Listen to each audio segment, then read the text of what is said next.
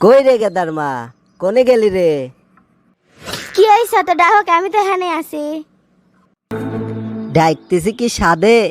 কি দিন আছিস? খিদে লাগছে, বাদ দে। কি দিয়ে নাচবো আর? দাঁড়াও আসতেছি। কি দিন আছিস মানে?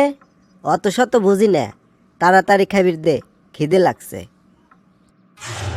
আইছি তো খালি গরম দেখাও। আজ কয়টা দিন বাজার সদাই কিছু করো না।